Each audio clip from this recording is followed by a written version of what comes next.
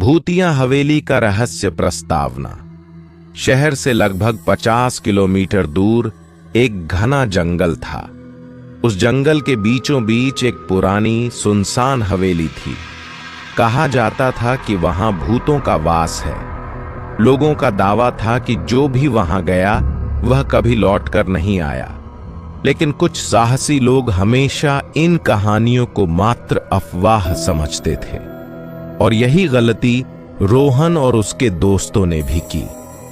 रोहन, विशाल, रेहान और आयशा को रोमांच पसंद था। जब उन्होंने इस हवेली के बारे में सुना तो उन्होंने वहां जाने का फैसला कर लिया। रात 12 बजे वे जंगल में पहुंचे। पेड़ों की सरसराहट, पक्षियों की डरावनी आवाजें और कहीं दूर से आती अजीब हंसी ने माहौल को और भी भयानक बना दिया था। शायद कोई जानवर होगा, विशाल ने कहा, लेकिन उसकी आवाज में डर साफ झलक रहा था। हवेली का दरवाजा पुराना और टूटा फूटा था, मगर जैसे ही रोहन ने उसे छुआ वह खुद ब खुद खुल गया। ये कैसे हुआ? रेहान हैरान रह गया। भूतिया हवेली के अंदर जैसे ही वे अंदर गए, एक तेज ठंडी हवा चली और ऐसा लगा जैसे किसी ने उनका स्वागत किया हो।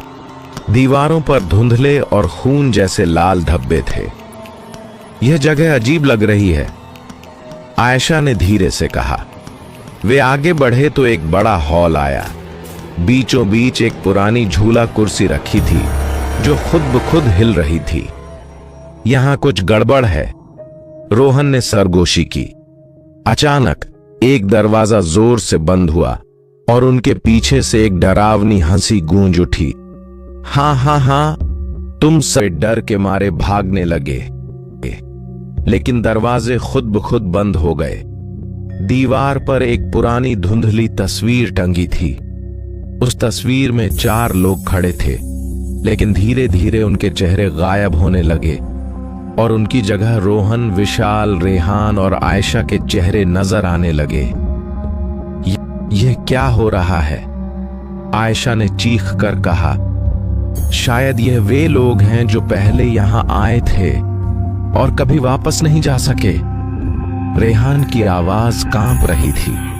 अचानक पीछे से किसी ने रोहन का कंधा जोर से पकड़ लिया। कौन है? रोहन कांपते हुए पीछे मुड़ा। एक लंबा काला साया उनके सामने खड़ा था। उसकी आंखें जलते अंगारों की तरह लाल थीं। अब तुम सब यहीं रहोगे हमेशा के लिए।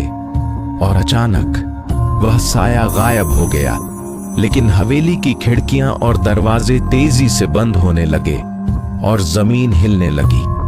यह जगह हमें जिंदा नहीं छोड़ेगी, विशाल चिल्लाया। रेहान ने एक पुरानी किताब उठाई जो जमीन पर पड़ी थी। उस पर कुछ अजीब शब्द लिखे थे। शायद यह कोई मंत्र है। रेहान ने जल्दी से पढ़ना शुरू किया।